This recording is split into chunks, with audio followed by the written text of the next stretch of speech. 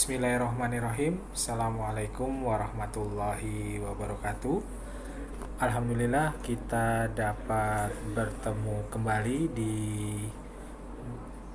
mata kuliah Etika Profesi. Hari ini kita akan membahas tentang masih berlanjut cybercrime ya, terkait dengan pencegahan dan penanggulangannya. Kalau kita lihat di cybercrime itu ada beberapa jenis-jenis kejahatan. Baik itu kejahatan yang sifatnya konvensional ya, yang meliputi ada namanya kejahatan kerah biru atau blue collar crime. Ini membahas tentang kejahatan yang dilakukan secara konvensional seperti yang dilakukan sekarang banyak yang melakukan perampokan, pencurian, pembunuhan dan lain-lain, itu masih kategori adalah konvensional. Di sini pelaku lebih digambarkan memiliki stereotip tertentu. Misalnya aja dari kalangan-kalangan yang memang kelas sosialnya di bawah ya, atau kurang terdidik, kemudian penghasilannya rendah. Ada juga yang kedua yaitu kejahatan kerah putih atau yang namanya white collar crime ya. Ini terbagi menjadi 4 kelompok, yaitu ada kejahatan korporasi, kejahatan birokrat, malpraktek maupun kejahatan individual. Di sini berbeda dengan yang kejahatan kerah biru, lebih kepada pelaku memiliki penghasilan yang tinggi ya, berpendidikan dan biasanya memegang jabatan terhormat di masyarakat ya. Banyak kita lihat di televisi ya kejadian-kejadian seperti itu. Itu ada jenis-jenis kejahatan ya. Kemudian cybercrime itu sendiri merupakan kejahatan yang muncul akibat adanya komunitas dunia maya di internet. Dan biasanya ini sifat dari cybercrime ini bersifat karakteristiknya yaitu unik, yang tentunya saja meliputi ada 5 hal. Yang pertama terkait dengan ruang lingkup kejahatannya, yang kedua sifat kejahatannya, yang ketiga adalah pelaku kejahatannya, yang keempat ada modus kejahatannya, dan yang kelima ada jenis kerugian yang ditimbulkan. Nah, itu ada karakteristik yang muncul dari cybercrime itu sendiri.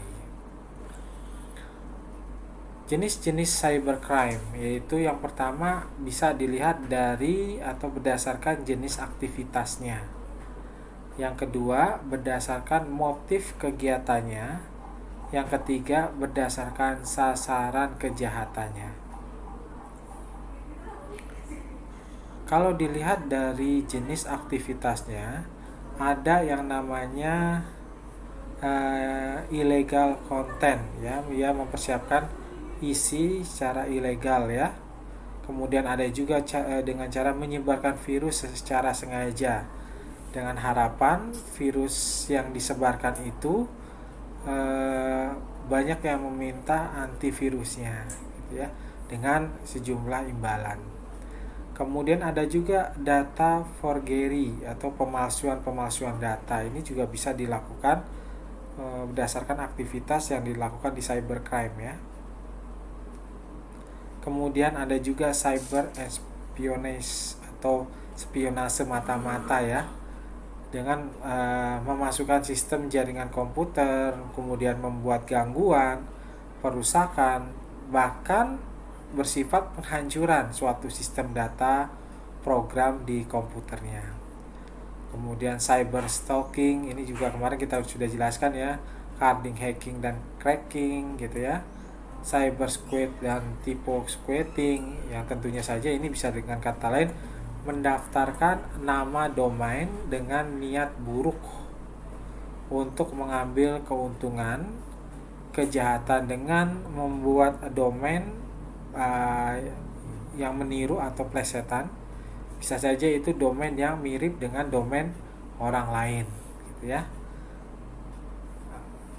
Atau juga hijacking, misalnya ya, itu kegiatan yang berusaha menyusup ke sistem melalui sistem operasional yang dijalankan oleh hacker, ya. Atau cyber teroris, ya, ini lebih kepada pelaku ya cyber itu berdasarkan aktivitasnya.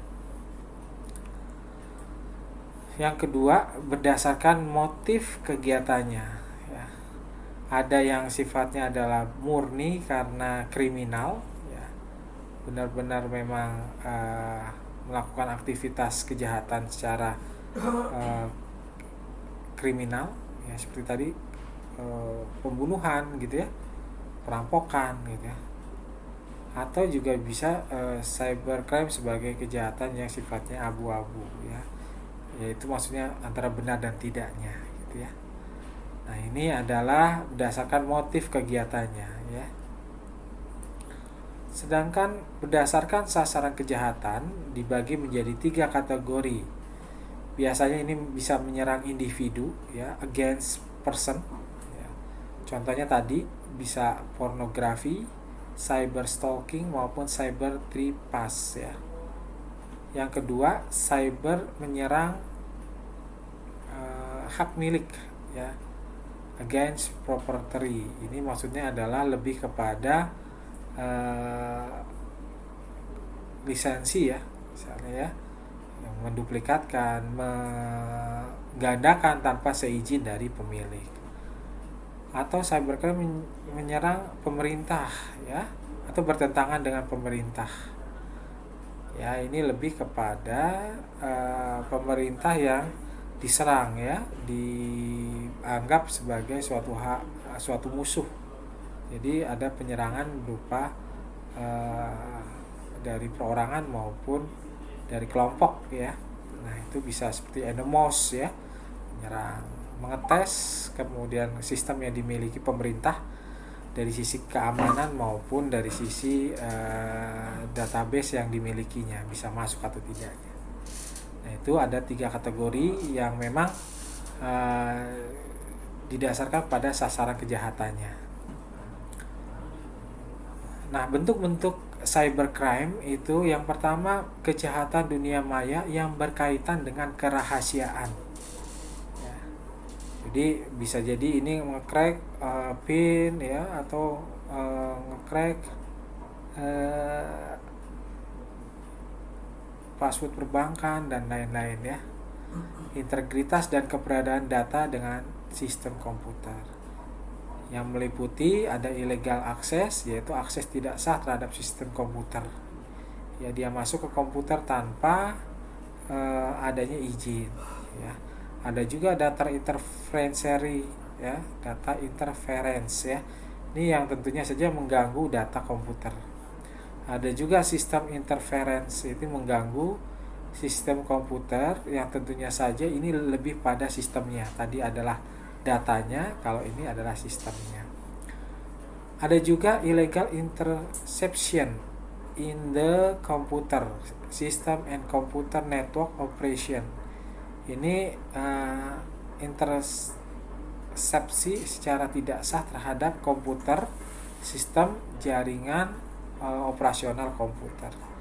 Bahkan juga ada menggunakan data thief, ini mencuri data, ya, mencuri data penting, data-data yang perlu dirahasiakan ini dicuri juga bisa.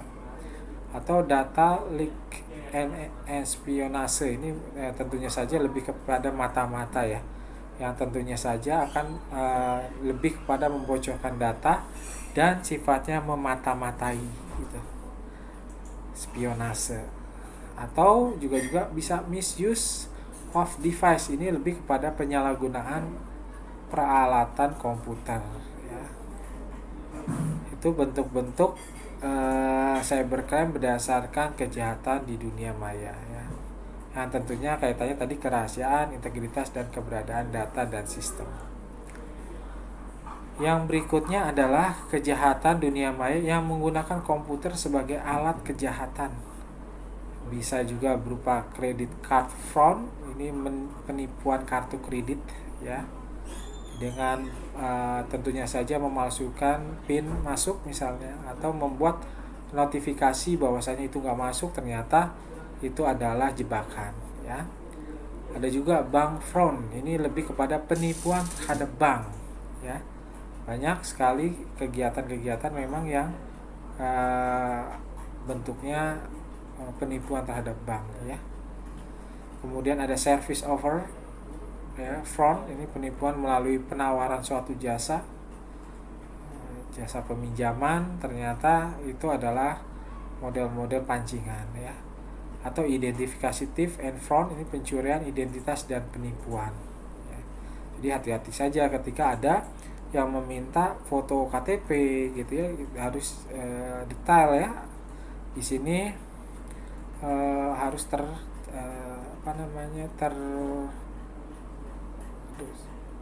clear ya, clear bahwa itu benar diminta ya. Jadi jangan sekali-kali untuk diberikan ke orang yang tidak dikenal, takutnya disalah gunakan ya. Banyak kasus peminjaman online yang KTP dan orangnya itu ternyata tahu ada tagihan, ternyata itu bukan digunakan sama yang punya KTP tapi orang lain. Nah itu hati-hati. Kemudian ada juga computer related fraud, ini lebih kepada penipuan melalui komputer ya. Computer related forgery, ini pemalsuan melalui komputer. Ada juga computer related betting, ini perjudian melalui komputer ya, kayak model yang kemarin itu ya, trading ya, itu secara tidak langsung adalah model-model judi ya, model-model judi. Kemudian ada juga computer related extortion and threat, ini pemerasan dan pengancaman melalui komputer. Ini biasanya ada celah orang untuk melakukan pemerasan ya terhadap seseorang ya. Facebook di crack, ternyata di Facebook ada ada gambar yang dianggap tidak baik kemudian diperas dan lain-lain contohnya ya. Dan itu contoh kejahatan dunia maya menggunakan komputer sebagai alat kejahatan. Banyak lainnya ya, teman-teman bisa explore lagi. Kemudian yang berikutnya adalah kejahatan dunia maya yang berkaitan dengan isi atau muatan data atau sistem komputer. Contohnya child pornography ya, pornografi terhadap anak ya. Kemudian ada juga infringement of copyright and related right, ini kaitannya ke dalam pelanggaran terhadap hak cipta dan hak-hak terkait ya. Contohnya ketika kita ingin menggunakan suara atau mengambil sebuah lagu, itu hati-hati ya, bisa jadi itu ada copyrightnya, jadi harus berbayar misalnya dan harus minta izin ya. Dan kalau kita tahu-tahu menggunakan tanpa izin, bisa jadi itu dituntut ya. Nah, jadi teman-teman harus hati-hati. Ada juga drug trafficker ya, ini peredaran narkoba ya, yang juga sekarang juga sudah merambah ke dunia maya ya. Jadi perlu dicermatin dan perlu kehati-hatian ya, jangan sampai kita masuk ke dalam jebakan-jebakan tersebut. Nah, gimana sih cara mencegahnya? Banyak cara kita untuk mencegah terjadinya cybercrime. Teman-teman bisa menggunakan, yang pertama, gunakan security software yang up to date. Jadi ketika menggunakan sebuah software, kita harus selalu mengupdate atau melakukan hal yang terbarukan ya. Nah, di sini agar contohnya aja ada antivirus yang memang tidak tembus ya kalau memang kita sudah update ya. Jadi perlu adanya security software untuk ketika teman-teman menggunakan internet. bisa diupdate misalnya aja 2 atau 3 kali dalam seminggu ya. Saat pengguna online secara otomatis ya menggunakan internet ya, maka di situ biasanya kita melakukan checklistan terhadap update antivirus. Itu contohnya ya. Pencegahan yang pertama, gunakan security software yang up to date. Yang kedua, lindungilah komputer yang kita miliki dengan cara mempersiapkan anti spyware ya. Di sini tidak ada melacak kebiasaan kita saat online. Jadi untuk melindungi data kita agar tidak mudah dilacak. Kemudian ada dinding pembatas berupa firewall ya. Ini untuk sistem atau perangkat yang mengizinkan lalu lintas jaringan yang dianggap aman untuk melalui dan mencegah lalu lintas jaringan yang tidak aman. Jadi kadang kita diminta untuk mengupdate ya, tidak menggunakan firewall ketika menginstal. Nah itu harus berhati-hati ya. Kemudian juga gunakan antivirus ya untuk mencegah virus-virus atau sistem yang kita nggak tahu dari mana, tahu-tahu nongol iklan gitu ya. Ternyata di situ diminta nama, alamat dan seterusnya. Nah itu harus berhati-hati. Takutnya data kita kemana-mana dan sangat berbahaya ketika digunakan oleh orang-orang yang tidak bertanggung jawab. Kemudian yang ketiga, buat password yang sangat sulit ya. Biasanya kalau di Indonesia banyak sekali password yang digunakan itu bisa ketebak ya.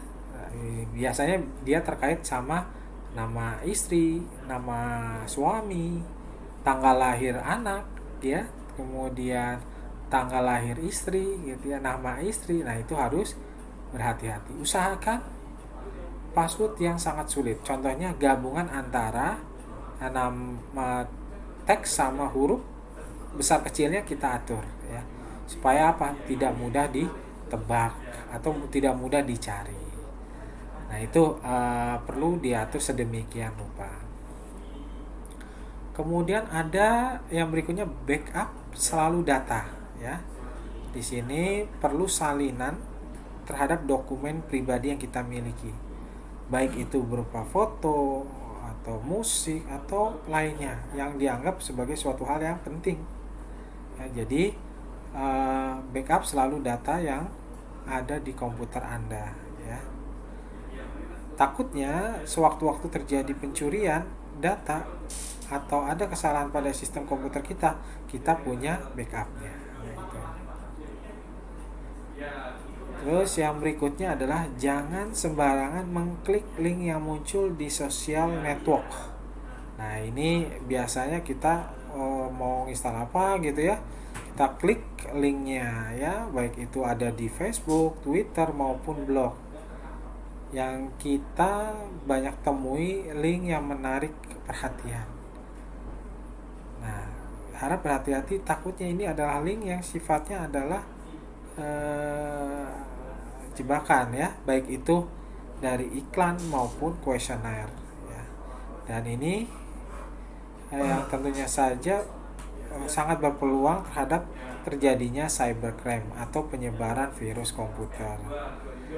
Tidak jarang pula link dikirimkan oleh teman atau saudara kita sendiri, maka itu lebih baik kita berhati-hati. Jangan tergiur akan sesuatu hal yang malah akan membuat kita terjebak dalam cybercrime atau virus komputer. Itu ya. Kemudian lakukan penggantian password secara berkala ya. Jadi ini kalau kita lihat banyak kasus, setiap 15 kasus per detik. Jadi sangat cepat ya. Dan tidak menutup kemungkinan password terpanjang pun bisa juga dibajak ya apabila digunakan bertahun-tahun tidak diganti. Maka disarankan untuk mengganti password tersebut baik secara berkala atau acak ya, kita lakukan secara berkala. Jangan sampai nanti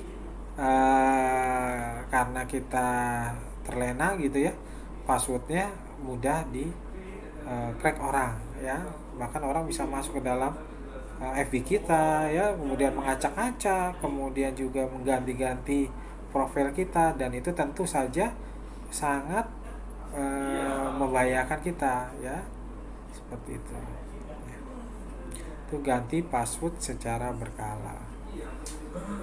Nah, penanggulangannya yaitu pengamanan sistem. Ya, pengamanan sistem ini artinya untuk meminimalisir dan mencegah adanya perusakan bagian dalam sistem karena dimasuki oleh pemakai yang tidak diinginkan. Pengamanan sistem ini harus terintegrasi pada keseluruhan sistem untuk mempersempit atau bahkan menutup adanya celah-celah unauthorized action yang merugikan. Ya. Yang kedua, melakukan pengamanan secara personal ya, dapat dilakukan mulai dari tahapan instalasi sistem sampai akhirnya pengamanan fisik dan pengamanan data ya. Biasanya ini bisa kita lakukan dengan menggunakan FTP, SMTP, Telnet, bahkan pada web servernya. Nah, itu ya, untuk selalu mengamankan sistem yang kita gunakan. Kemudian penanggulangan globalnya gimana? Kalau kita lihat ada namanya the Organization for Economic Cooperation and Development. Ini yang tentunya saja telah merekomendasikan ya beberapa langkah penting yang harus dilakukan oleh setiap negara dalam penanggulangan cybercrime. Di antaranya yang pertama, melakukan modernisasi hukum ya, selalu dimodern. Kenapa? Karena selalu terupdate kan cybercrime atau tindak kriminal melalui dunia maya ya. Jadi perlu update ya, perlu modernisasikan ya. Yang tentunya saja ini diselaraskan dengan konvensi internasional. Yang kedua, meningkatkan sistem pengamanan jaringan komputer nasional sesuai standar internasional.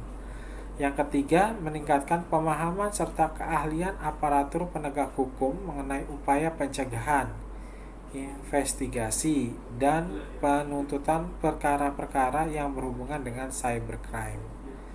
Yang keempat, meningkatkan kesadaran warga negara mengenai masalah cybercrime serta pentingnya mencegah kejahatan tersebut terjadi.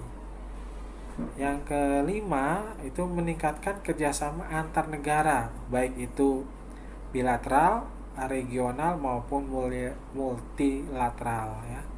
Yang tentunya saja ini dalam penanganan cybercrime, antara lain dengan melakukan suatu perjanjian ekstradisi dan mutual assistance treaties. Kemudian perlunya cyber law. Cyber law ini istilah hukumnya adalah pemanfaatan TI. Istilah lainnya adalah hukum law of IT, hukum dunia maya atau virtual world law ya, dan hukum mayantara ya, yang tentunya saja berdasarkan perkembangan teknologi yang sangat pesat membutuhkan ya pengaturan hukum yang berkaitan dengan pemanfaatan teknologi. Jadi di sini banyak negara yang memang kita lihat belum memiliki perundang-undangan khusus di bidang teknologi informasi, baik dalam aspek pidana maupun perdatanya. Ini kita lihat sering banyak yang terjadi di dunia maya ya, ketika ada yang kita anggap adalah kesalahan ya, yang kaitannya dengan hukum pidana, mereka cukup dengan minta maaf langsung kelar gitu ya. Harusnya bisa dilakukan tindakan pidana terlebih dahulu ya, baru diketahui apakah salah dan benar, dan itu nanti untuk peminta maafan itu bisa dilakukan nanti pada saat terakhir kali ya. Dan itu tentunya saja harus berkaitan dengan orang-orang yang merasa dianggap salah itu gitu ya, yang harusnya orang yang tadi melakukan cyber law ini langsung minta maaf ke keluarganya ya, seperti itu contohnya. Terus ada juga kekhawatiran akan kejahatan mayantara di dunia sebetulnya sudah dibahas secara khusus dalam suatu lokakarya atau workshop ya.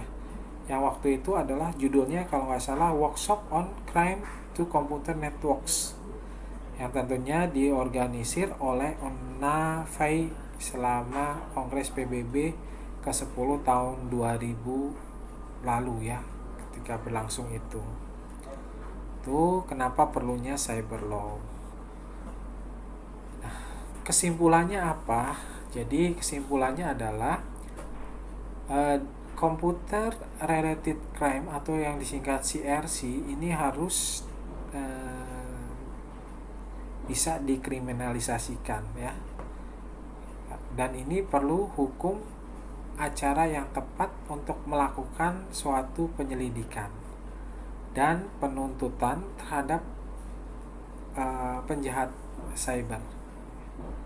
Harus ada kerjasama antara pemerintah dan industri terhadap tujuan umum pencegahan dan penanggulangan kejahatan komputer agar internet menjadi tempat yang aman ya untuk melakukan aktivitas kita ya. Apalagi sekarang memang mulai beralih nih dari yang offline menjadi online. Ini juga diperlukan kerjasama baik itu negara maupun regional bahkan internasional ya untuk menelusuri para penjahat di internet. Dan tentunya saja PBB harus mengambil langkah atau tindak lanjut yang berhubungan dengan bantuan dan kerjasama teknis dalam penanggulangan computer related crime ini ya.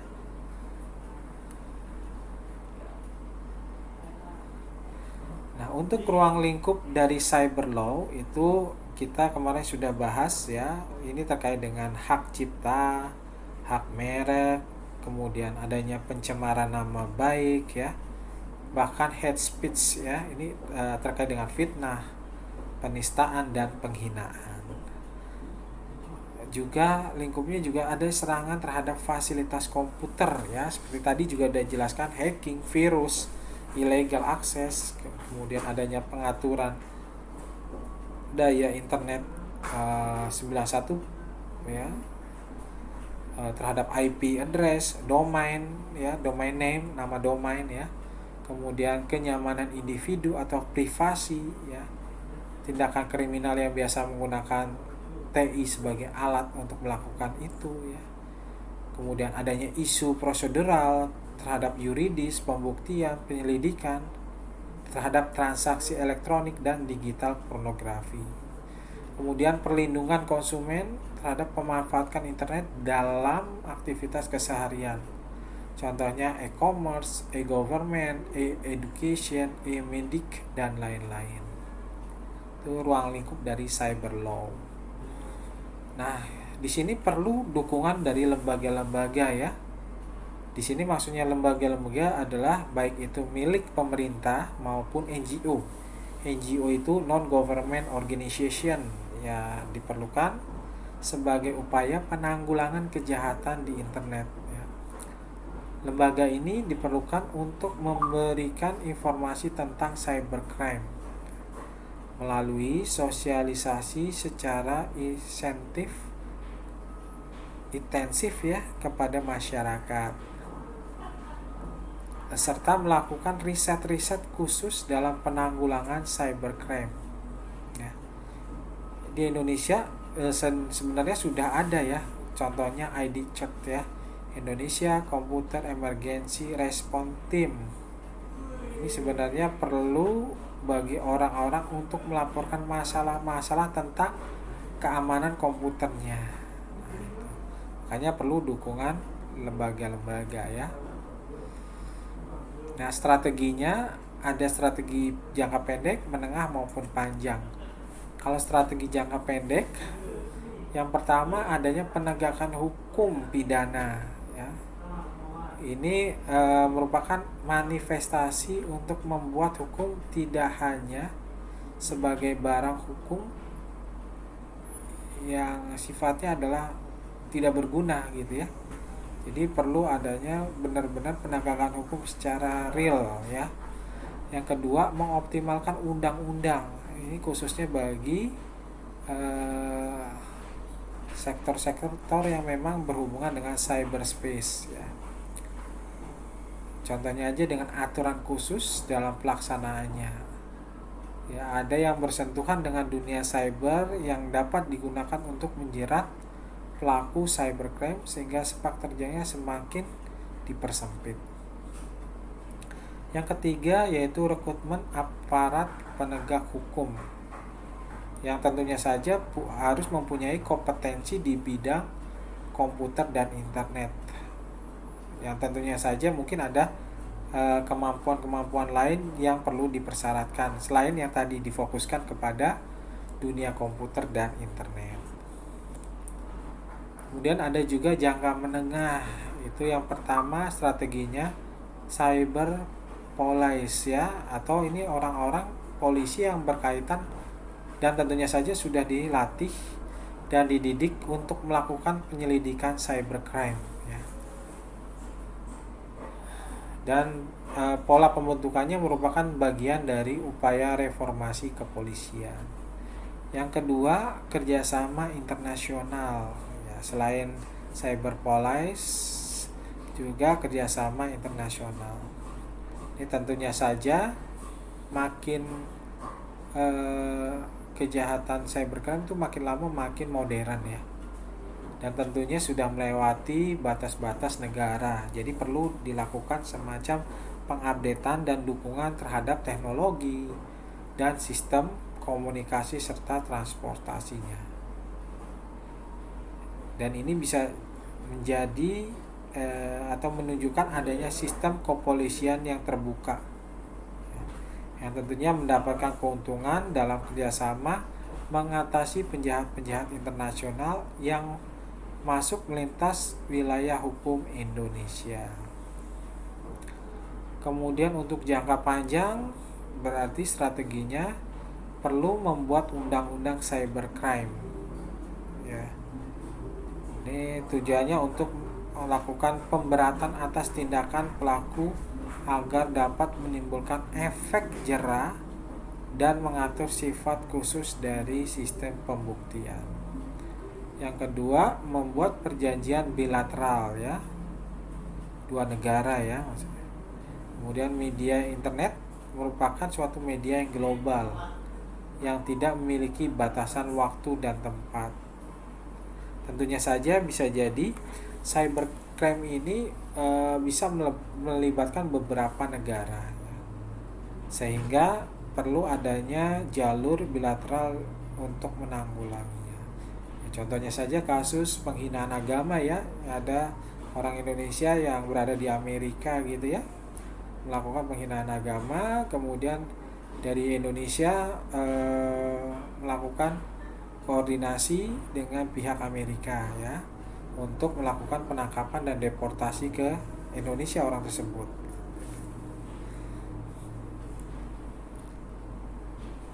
Demikian pembahasan kita tentang cybercrime, cara pencegahan dan penanggulangannya. Mudah-mudahan teman-teman bisa memahami dan lebih mengeksplor kembali materi tentang cybercrime ini. Kalau ada pertanyaan bisa kita diskusikan di grup Telegram. Kita akhiri saja pertemuan hari ini dengan sama-sama melafazkan hamdalah. Alhamdulillahirabbil alamin.